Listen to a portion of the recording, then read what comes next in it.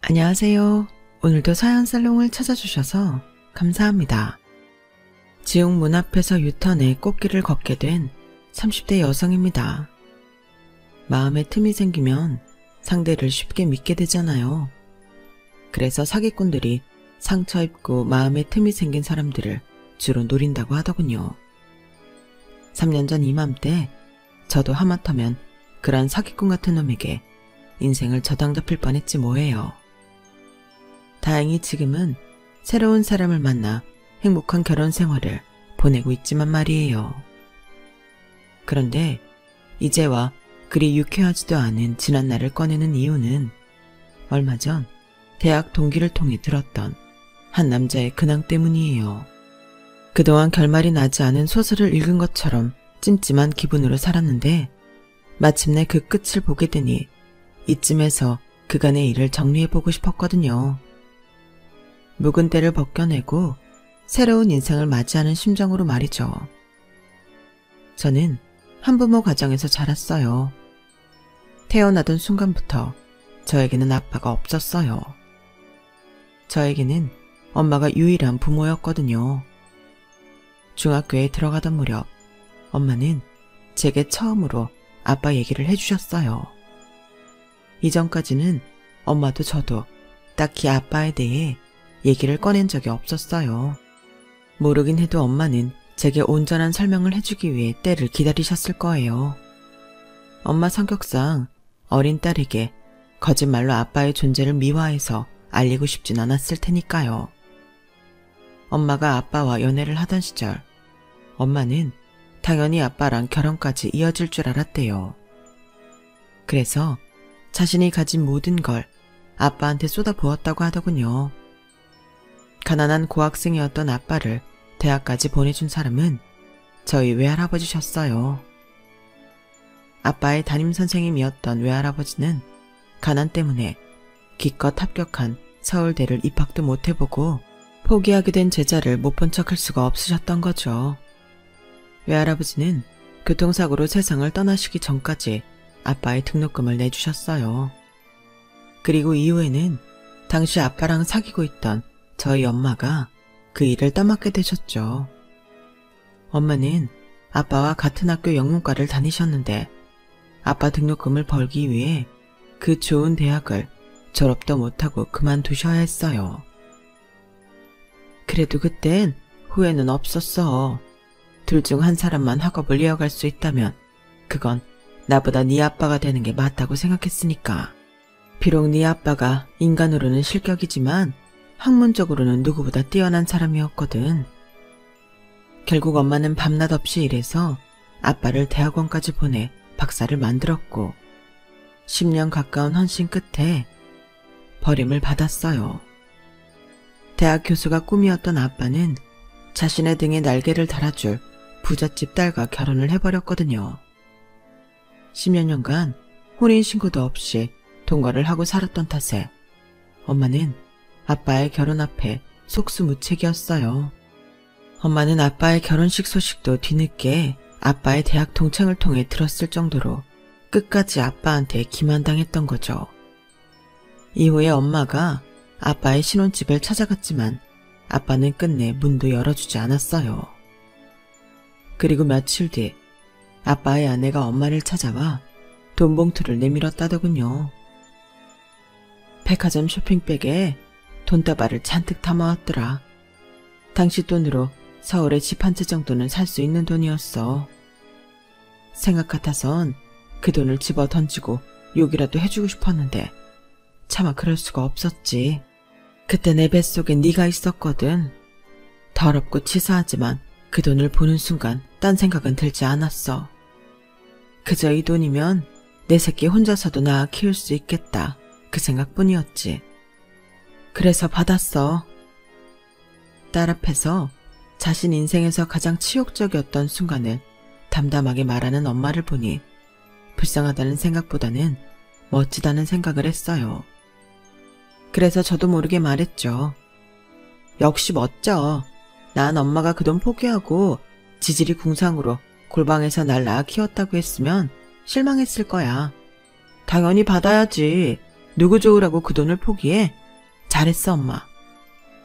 아빠한테 버려진 엄마와 저는 세상에 둘도 없는 가족이자 모녀, 그리고 친구처럼 살았어요.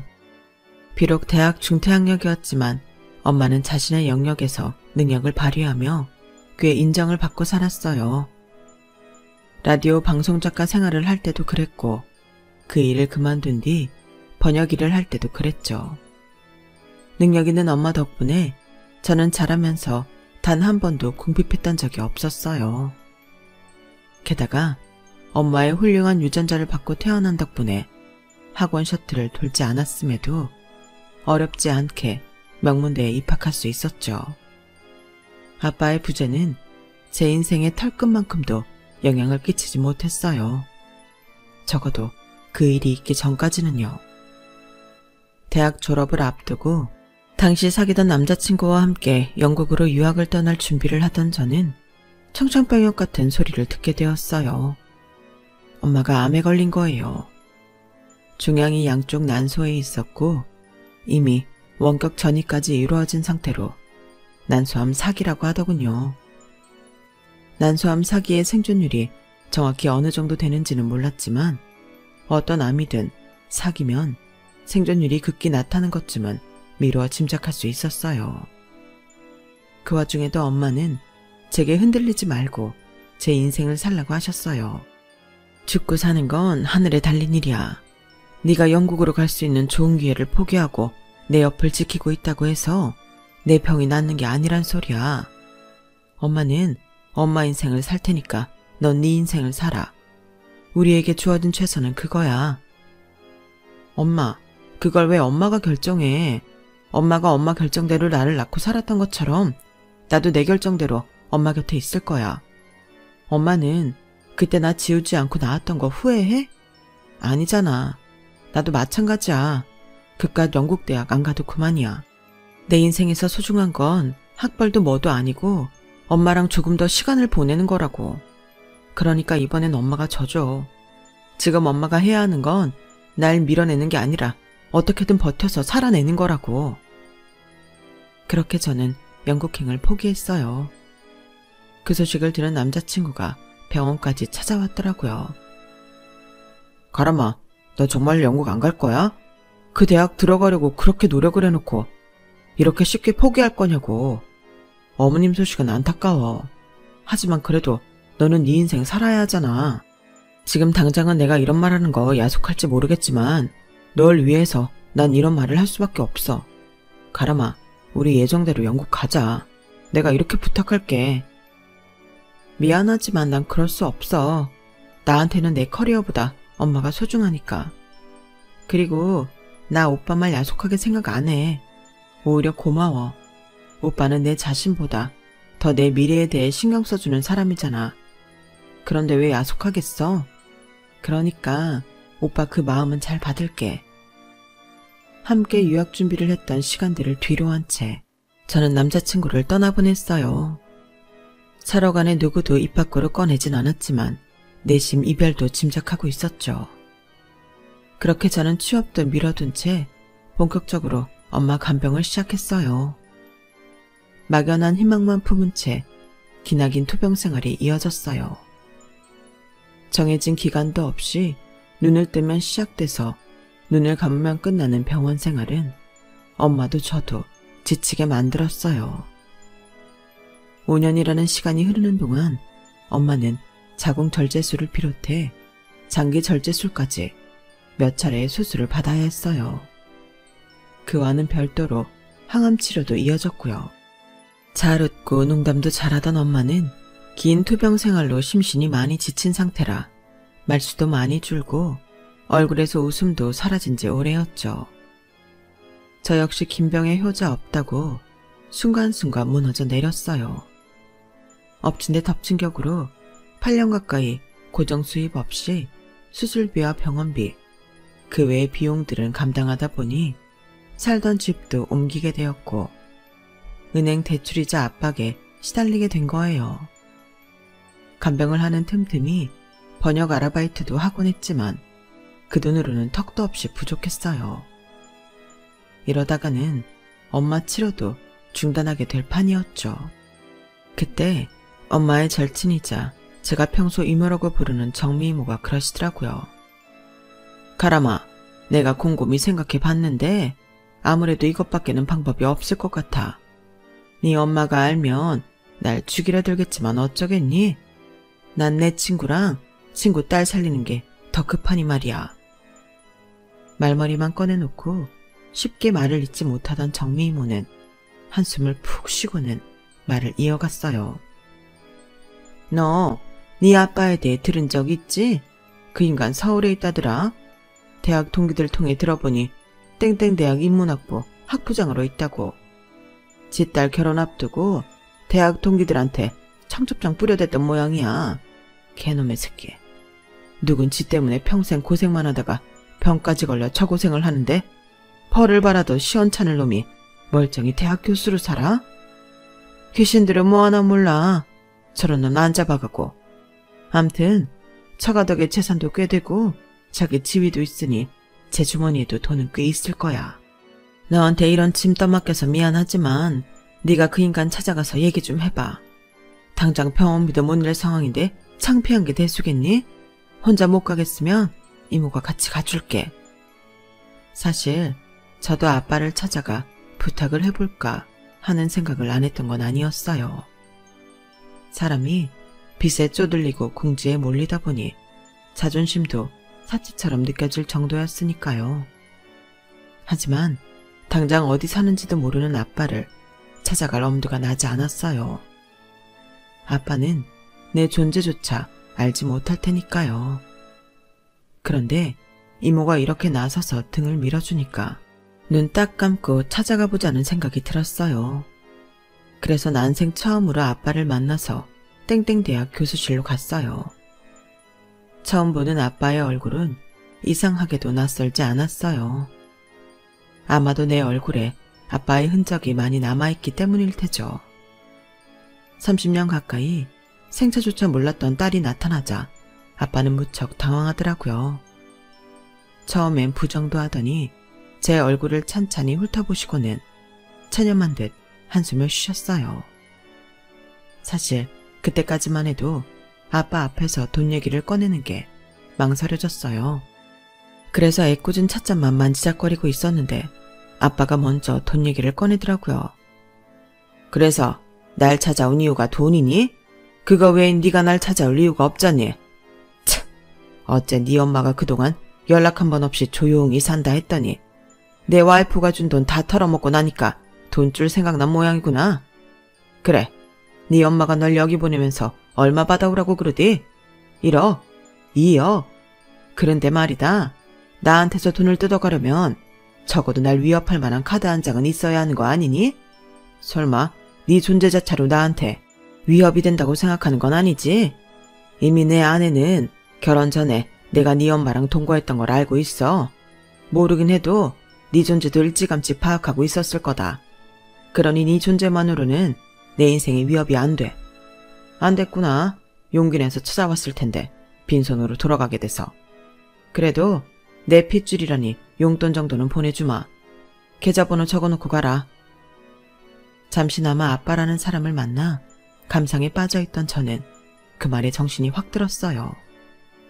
정미 이모 말대로 내 앞에 이 남자는 개새끼가 분명하더라고요. 수십 년 만에 찾아온 자기 딸을 적선하러 온 거지 보듯 하는 사람이 무슨 아빠겠어요. 그래서 받은 대로 받아쳐 주었죠. 따님 결혼한다는 소식 들었어요. 청첩장을 많이도 뿌리셨더라고요. 저한테도 한 장 있는데 시간 내서 찾아가려고요. 가서 배다른 자매 얼굴도 보고 제부 얼굴도 확인하고 사돈댁 어른들과도 인사 나눌까 생각 중이에요. 저 아빠 딸이니까 그럴 자격 있잖아요. 그쪽에서 절 두고 누구냐고 물으시면 뭐 거짓말할 생각은 없어요. 아빠한테 저는 위협도 안 되는 카드일 뿐이니까요. 그쵸? 순간 방금 전까지 여유로운 표정이었던 아빠의 얼굴이 사납게 구겨졌어요.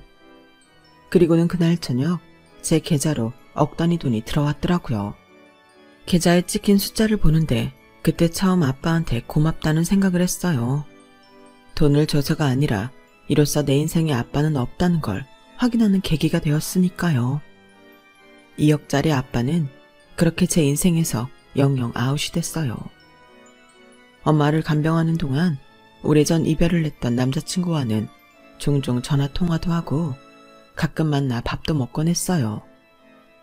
헤어졌다고는 해도 싫어져서 끝낸 사이가 아니었기에 친구처럼 지낼 수 있었고, 더군다나 저를 위해 번역 일감도 구해다 주는 통에 관계가 이어질 수밖에 없었거든요. 그날도 일감 때문에 저를 찾아온 남자친구한테 아빠를 만난 일과 거액의 돈을 받은 사실을 털어놓았어요. 이상하지? 이제 영영 내 인생에서 아빠가 사라진 건데 하나도 아쉽지가 않아. 처음부터 나한테는 아빠가 없었기 때문에 그런가? 슬프지도 않네. 아니지. 그래도 아빠라는 사람 덕분에 2억이나 생겼으니 오히려 잘된 일인가? 허탈한 마음에 씁쓸하게 웃는데 남자친구가 제 손을 잡아주었어요. 아무 말 없이 제 손을 꼭 잡아주는 남자친구를 보는데 나도 모르게 눈물이 나더라고요. 내가 아빠한테 원했던 건 어쩌면 돈이 아니라 이런 위로가 아니었을까 하는 생각이 들었거든요. 엄마는 왜 이런 남자를 만나지 못하고 그런 남자를 만나 배신까지 당했을까 생각하니 안 됐다는 생각이 들었어요. 그러면서 한편으론 지금 내 손을 잡고 있는 이 남자가 신기하게 느껴졌어요. 세상에 나 말고도 여자는 많은데 왜 내 곁에 남아있는 걸까 하고요. 어쩌면 일찌감치 연인 사이를 끝냈기 때문에 관계가 길게 이어졌던 건지도 모르겠다 싶었죠. 남자친구는 저를 볼 때마다 안타까워 어쩔 줄 몰라 하는 것 같았어요. 한때 함께 미래를 설계했던 사이에서 지금은 너무도 다른 길을 가고 있는 게 못내 아쉬운지 미련 가득한 눈빛으로 돌아서곤 하더군요. 남자친구를 만나고 올 때마다 그런 생각이 들었어요. 아빠라는 사람조차 모질게도 나를 끊어냈는데 따지고 보면 나와 아무 상관없는 이 남자는 도대체 왜 나한테 이렇게 잘해주는 걸까? 남자친구에 대한 고마움은 시간이 지날수록 깊어졌고 그럴수록 그 사람한테 심적으로 기대게 되었어요. 8년간의 투병 생활에도 불구하고 엄마가 결국 세상을 떠나셨을 땐 남자친구가 제 유일한 버팀목이 되어주었죠. 남자친구는 장례식 내내 제 곁을 지켜주었어요. 경황이 없는 저를 대신해 손님도 맞아주고 장례 일정도 꼼꼼히 챙겨주었죠. 그렇게 장례를 치르고 한동안 집안에 틀어박혀 시체처럼 지내는 저를 일으켜준 것도 남자친구였어요. 자기 일도 바쁠 텐데 매일같이 찾아와 밥을 먹이고 주말에는 아예 우리 집에서 지내며 청소도 해주고 저를 끌고 근처 공원으로 산책도 나가주었어요. 엄마를 떠나보내고 살아갈 의미를 잃었던 저는 그런 남자친구의 헌신 덕분에 다시 자리를 털고 일어날 수 있었죠.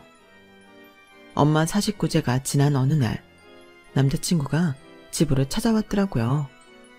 평소에도 자주 찾아오곤 해서 남자친구의 방문이 별다른 건 없었지만 그날은 유독 할 말이 있는 사람처럼 우물쭈물 하더라고요.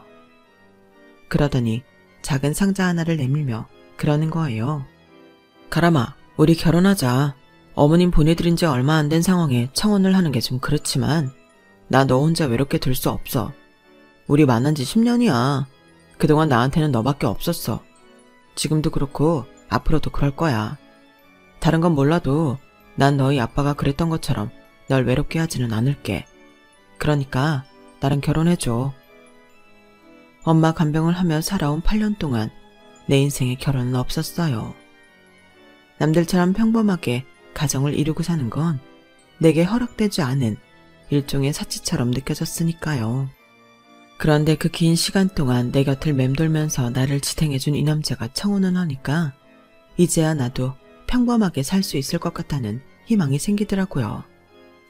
한편으로는 내가 너무 모자란 사람인 것 같아 이 사람 손을 잡아도 될까 걱정이 됐지만 그보다는 행복해지고 싶다는 욕망이 더 강해서 덥석 손을 잡아버렸어요. 제 결혼 소식을 들은 정미 이모는 눈물까지 글썽이며 좋아하시더라고요. 엄마 떠나보내고 혹여 제가 잘못된 생각이라도 하면 어쩌나 걱정했는데 이렇게 든든한 사람이 곁에 있다니 이제 안심이 된다며 엄마 대신 혼수 준비로 도와주시고 결혼식 날 혼주 자리에도 앉아주시겠다고 했어요.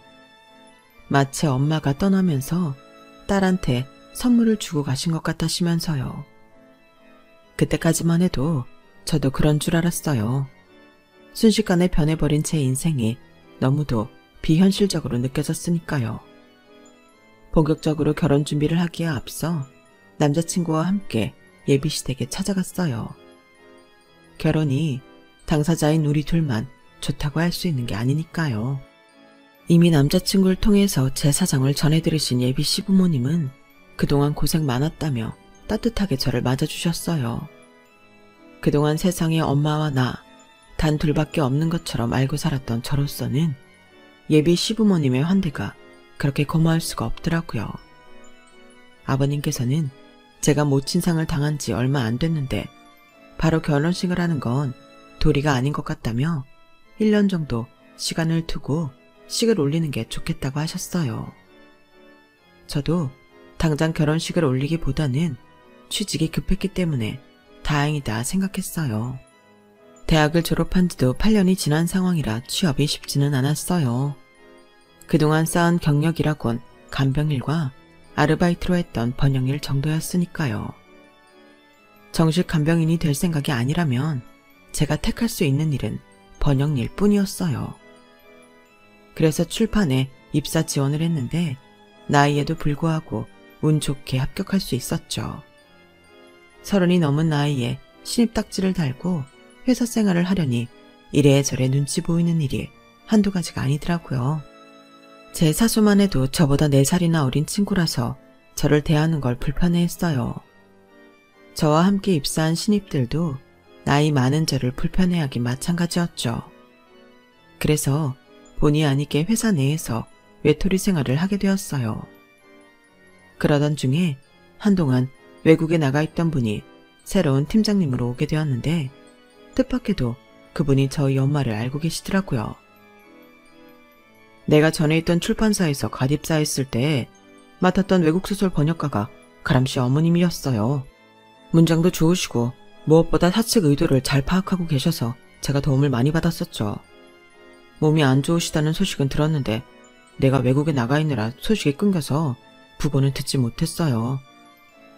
알고 보니 엄마가 마지막으로 번역했던 작품 담당이 팀장님이셨더라고요. 신기하네요. 함께 일했던 분 따님이랑 직장 동료로 만나게 되다니. 힘든 일 있으면 언제든 말해요. 가람씨 어머님께 도움 받았던 것도 있고 내가 은혜를 모르는 척하는 인간은 아니거든요. 엄마와의 인연 덕분에 팀장님은 사내 외톨이였던 제게 많은 도움을 주셨어요. 게다가 일적으로도 실력이 좋은 분이라서 많이 배울 수도 있었고요. 그렇게 조금씩 회사에도 적응을 해나가기 시작했고 남자친구와 연애도 무탈하게 진행되었어요. 그러던 어느 날이었죠. 오랜만에 대학 동기들을 만나 술자리를 갖게 되었는데 동기 녀석 중 하나가 제 남자친구 얘기를 하는 거예요. 아직 미처 동기들 앞에서 우리가 다시 만나고 있다는 말을 하지 않은 탓에 가시방석에 앉은 것 마냥 불편하게 그 얘기를 듣고 있었죠. 니들 그 소식 들었냐? 지은 선배 곧 결혼할 건가 봐. 영국 유학 가서 사귀던 여자랑? 동기들은 제가 선배랑 사귄 걸 모르고 있어서 저는 별 말 없이 얘기를 듣고 있었어요. 그 여자랑은 끝난 지 오래됐지. 그 선배가 연애사가 좀 화려하냐? 내가 아는 것만 해도 제대하고 복학해서 만났던 여자만 한둘이 아니야. 유학 가서 사귄 여자가 셋인가? 외국인도 있었잖아. 니들도 알다시피 몇 달 전에 파혼도 했었고 말이야. 그것도 여자 문제였지 아마?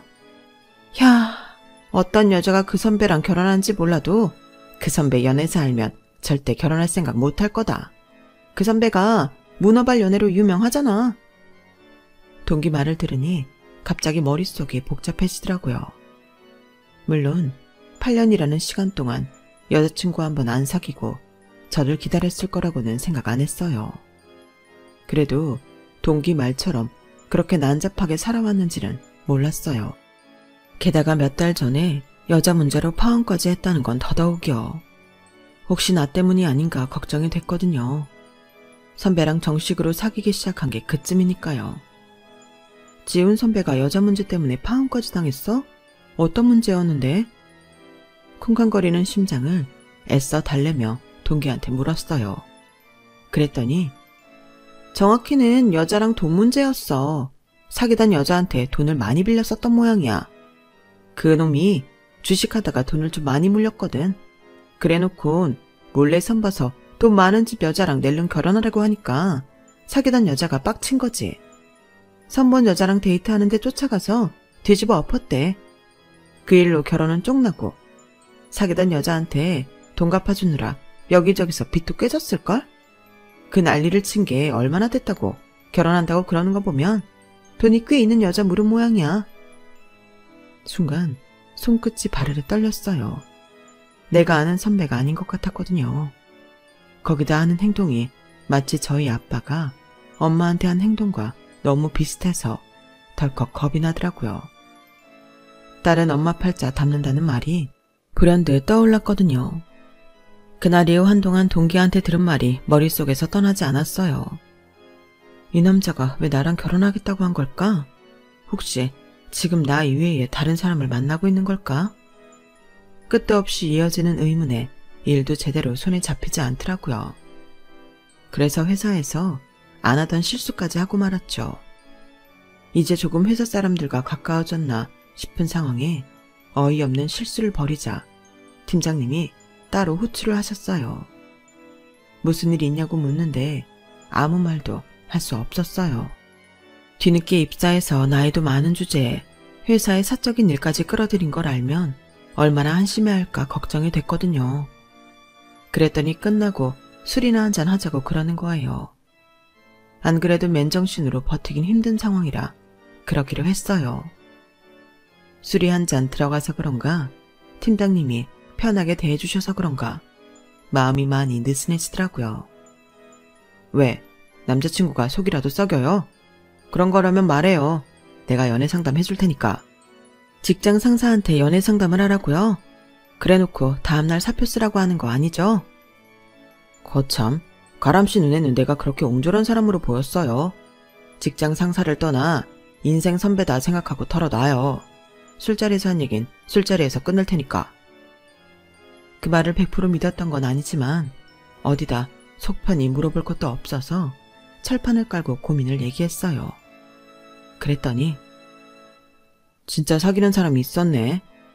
순간 꽤나 상심한 듯한 표정을 짓더니 그러더라고요. 결혼까지 할 생각이라면 소가리만 하지 말고 정면으로 부딪혀요. 찜찜한 마음으로 어떻게 결혼을 합니까? 마치 자기가 상처받은 당사자인 것처럼 말하고는 술잔에 담긴 백주를 입에 털어 넣었어요. 하긴 백날 앉아서 고민만 해봐야 무슨 소용이겠어요. 기든 아니든 확실히 하는 게 낫죠. 그래서 남자친구를 만나 제대로 물어보려고 다음날 퇴근길에 남자친구 회사로 갔어요. 저희 회사 퇴근 시간이 1시간 빨라서 다행히 일찍 도착할 수 있었어요. 약속을 잡고 온 게 아니라서 조금만 늦었다간 길이 엇갈리기 십상이니까요. 회사 로비에 앉아 엘리베이터가 열리기를 기다리고 있었는데 마침 남자친구가 엘리베이터에서 내리더라고요. 누군가와 통화를 하고 있는 것 같아서 조용히 뒤를 따라갔죠. 그런데 얌마 걱정하지 말라니까. 네 돈 금방 갚을 수 있어. 가람이 수중에 적어도 1억 이상은 가지고 있다니까. 확실해. 걔네 아빠한테 받은 돈이 2억인데 아무리 병원비 밀린 건 내고 했다 쳐도 1억 넘게 썼겠어. 그간 보험 드는 셈 치고 옆에 두고 있었는데 걔가 이렇게 도움이 될 줄 누가 알았겠냐. 이래서 연애는 문어발식으로 해야 한다는 거다. 여러 끼고 있다 보면 그중 하나는 걸려들잖냐. 사실 사람만 두고 봤을 땐 내 어장에 있던 애들 중에 가람이가 제일 낫지. 얼굴도 예쁘고 똑똑하고 사귈 때도 나한테 좀 잘했냐. 다만 흠이라면 병든 걔 엄마였는데 그것도 알아서 죽어줬으니 얼마나 땡큐야.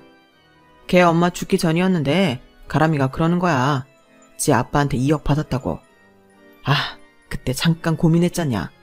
얘 꼬셔서 결혼할까 했지. 근데 아무리 돈이 좋다지만 병든 장모까지는 안 되겠더라고. 근데 이렇게 적절히 죽어줄 줄 누가 알았겠어. 하늘이 날 도운 거지. 암튼 조만간 네 돈은 갚아줄 테니까 회사로 전화 좀 하지 마, 새끼야. 내 엄마의 죽음을 킬킬거리며 즐기는 남자친구를 보니 피가 거꾸로 솟았어요. 게다가 나랑 결혼하자고 하는 것도 돈을 뺏기 위함이란 사실에 치가 떨리더라고요. 이런 놈을 그동안 믿고 의지했던 걸 생각하니 목구멍이 꽉 막히는 것처럼 숨이 차올랐어요. 엄마도 나도 인생이 뭐 이렇게 개떡 같나 싶어서 눈물만 나더라고요. 그 일이 있고 며칠간 남자친구한테 걸려오는 연락을 피했어요. 그리곤 마음의 준비가 되자마자 만나서 헤어지자는 말을 했어요. 그랬더니 길길이 날뛰더라고요. 넌 결혼이 장난이니? 아니, 겉보다 갑자기 왜 이러는 거야? 내가 너한테 잘못한 거라도 있어? 알잖아. 나한텐 여자는 너뿐이라는 거. 근데 네가 나한테 이러면 안 되지. 너 지금 이러는 거 여자들이 결혼 전에 흔히 겪는 메리지 블루야. 이 고비 잘 넘기면 괜찮아. 날 믿고 버텨보자. 널 믿으라고? 세상에 믿을 게 없어서 널 믿으라고? 널 믿느니 차라리 사기 전값은 말을 믿겠다. 너 나랑 결혼하자는 거 내 돈 때문이잖아. 병 걸린 장모 모시기 싫어서 결혼하잔 말 안 하다가 우리 엄마 죽자마자 청혼한 거 누가 모를 줄 알아? 너한테 여자는 나뿐이었다고? 그럼 그동안 네가 만난 사람들은 다 남자였니? 말해봐, 이 자식아. 제가 팩트 폭격을 하자 남자친구는 놀랐는지 잠시 멍한 표정이었어요. 너 그거 누구한테 들었어? 아니, 누구한테 들었건 말건 그거 다 거짓말이야. 절대 믿으면 안 돼. 너랑 나 갈라놓으려고 수쓰는 거라고. 그런 사기꾼 같은 놈 말은 믿으면서 정작 내 말은 안 믿는 게 말이 되니? 너 정말 왜 이래? 사기꾼? 네 입에서 맞는 말도 나오는구나. 나 며칠 전에 니네 회사 갔었어. 오늘 내가 한 말은 그날 네가 전화 통화하면서 했던 말이라고. 그러니까 구질구질하게 굴지 말고 여기서 끝내. 다시는 내 앞에 나타나지 말란 말이야. 그렇게 헤어지고도 남자친구는 저희 집 앞이며 제 직장까지 찾아와 끈질기게 달라붙었어요. 제 상황을 아는 팀장님이 나서서 도와주지 않았다면 쉽게 끊어낼 수 없었을 거예요. 이후로 3년이 지났고 현재 저는 당시 팀장님과 결혼해 결혼 1주년을 맞았어요. 처음 회사에서 만났던 날부터 제게 관심을 가졌던 남편은 제가 남자친구와 헤어지는 과정에 도움을 주면서 많이 가까워지게 됐고 결국 결혼까지 하게 되었죠. 엄마 팔자를 닮아 제대로 된 남자를 못 만날 거라 생각했는데 엄마가 이어준 인연 덕분에 멋진 남자를 만나게 된 셈이죠. 아, 그리고 얼마 전에 동창을 통해 들은 얘긴데요.